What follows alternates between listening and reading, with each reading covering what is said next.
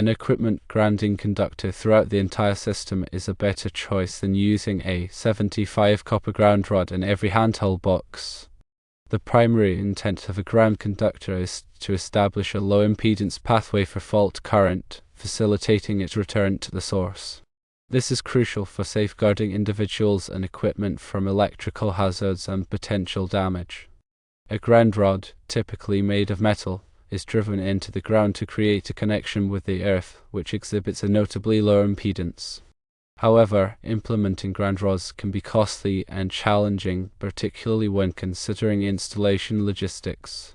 On the other hand, an equipment grounding conductor is a dedicated wire that runs through the electrical system. It establishes a connection to the ground rod at the main service panel. This conductor ensures a lower impedance route for fault current to return to the source. In terms of cost effectiveness and ease of installation, an equipment grounding conductor generally holds an advantage over ground rods. In the context of the scenario you described, utilizing an equipment grounding conductor across the entire system is preferable to employing a 75 copper ground rod in each handheld box. This preference stems from the fact that the equipment grounding conductor offers a lower impedance pathway for fault current to return to the source. This enhanced conductivity significantly contributes to the protection of both individuals and equipment from the dangers of electrical shock and associated damage. In more detail, the purpose of an equipment grounding conductor, often abbreviated as EGC, is to provide a safe path for electrical fault currents to return to the power source. This path allows overcurrent protection devices, such as circuit breakers or fuses, to quickly trip and energize the circuit in the event of a fault, preventing electrical shock and minimizing damage to equipment. Consider the scenario where a live wire comes into contact with a metal enclosure of an electrical device. Without an effective equipment grounding conductor, the metal enclosure could become energized, posing a significant shock hazard to anyone who touches it. With a properly installed equipment grounding conductor, the fault current flows through the conductor back to the source, causing the overcurrent protection device to trip and quickly disconnect the power, thus eliminating the shock hazard. The impedance of the grounding path is critical. Impedance is the total opposition to the flow of alternating current in a circuit, and it includes both resistance and reactance. A low impedance path is essential for allowing sufficient fault current to flow, ensuring that the overcurrent protection device trips quickly and reliably. A high impedance path can limit the fault current, preventing the overcurrent protection device from tripping, which can result in a prolonged shock hazard and potential damage to equipment. Ground rods, while providing a connection to earth, typically have a higher impedance compared to a continuous equipment grounding conductor.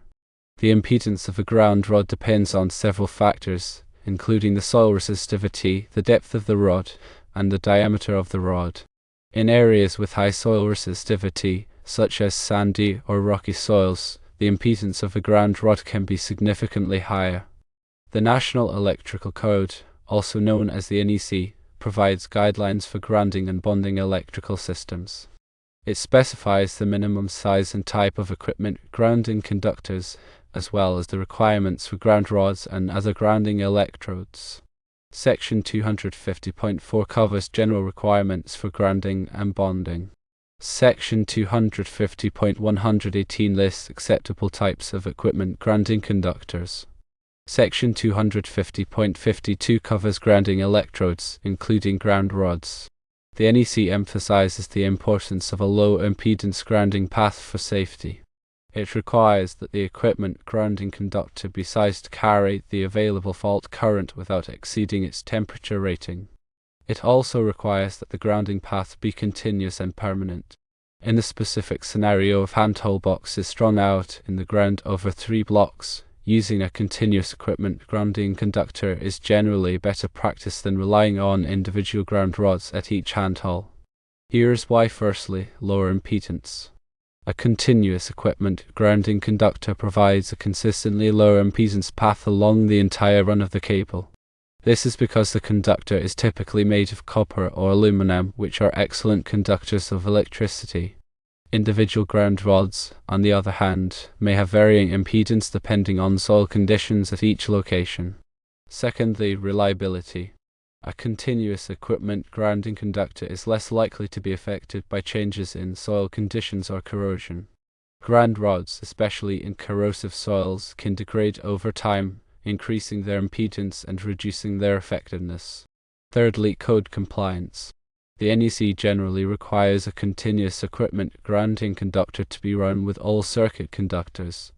While ground rods may be used as supplemental grounding electrodes, they are not typically a substitute for a continuous equipment grounding conductor. Fourthly, effectiveness. The equipment grounding conductor is intended to trip the overcurrent device. The faster the overcurrent device trips, the safer the installation is for personnel. Ground rods have an impedance to earth, which changes with moisture content, temperature, and soil composition. The equipment grounding conductor is always a more reliable and lower impedance path back to the source. Now let's discuss the purpose of grounding. Grounding serves two main purposes. Firstly, personnel safety. Grounding helps to protect people from electrical shock by providing a low impedance path for fault currents to flow back to the source, causing overcurrent protection devices to trip quickly.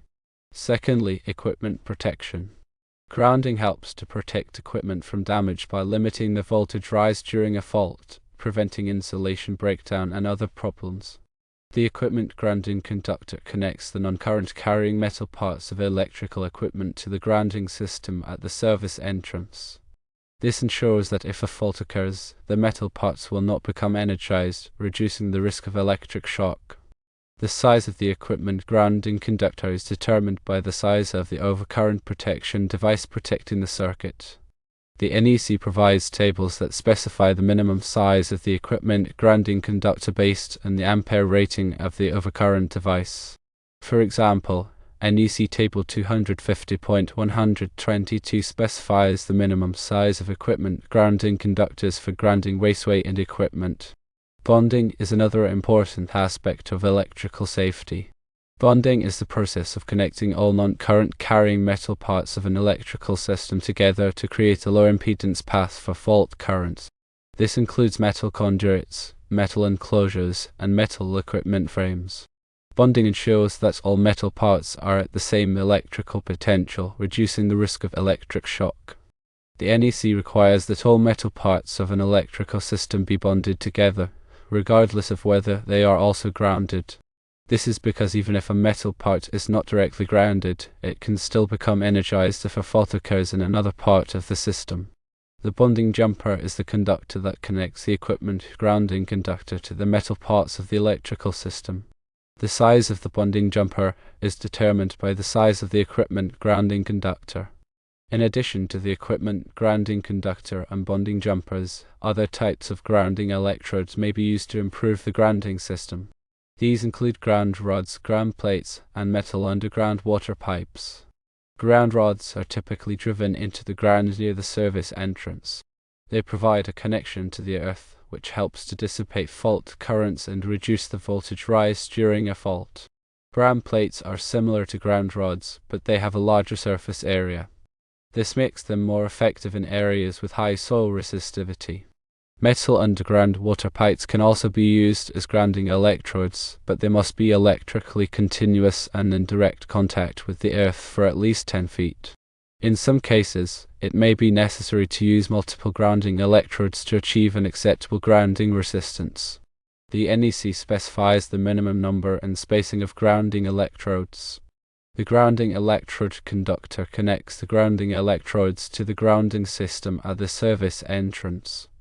The size of the grounding electrode conductor is determined by the size of the service entrance conductors. The NEC provides tables that specify the minimum size of the grounding electrode conductor based on the size of the service entrance conductors. Proper grounding and bonding are essential for electrical safety. They help to protect people from electrical shock and minimize damage to equipment in the event of a fault. It is important to follow the NEC guidelines for grounding and bonding to ensure that the electrical system is safe and reliable. Now consider this. Suppose a fault occurs in one of the handheld boxes. If only a ground rod is present, the fault current has to travel through the earth to find its way back to the source. This path through the earth has a high impedance, which limits the amount of fault current that can flow. As a result, the overcurrent protection device may not trip quickly, and the metal parts of the handheld box could remain energized for a prolonged period of time, posing a shock hazard. However, if a continuous equipment grounding conductor is present, the fault current has a low impedance path back to the source. This allows the overcurrent protection device to trip quickly, energizing the circuit and eliminating the shock hazard. Furthermore, the use of a continuous equipment grounding conductor can help to reduce electromagnetic interference, also known as EMI.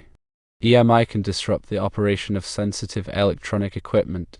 A continuous equipment grounding conductor provides a lower impedance path for EMI currents to flow back to the source, reducing the amount of EMI that is radiated into the surrounding environment.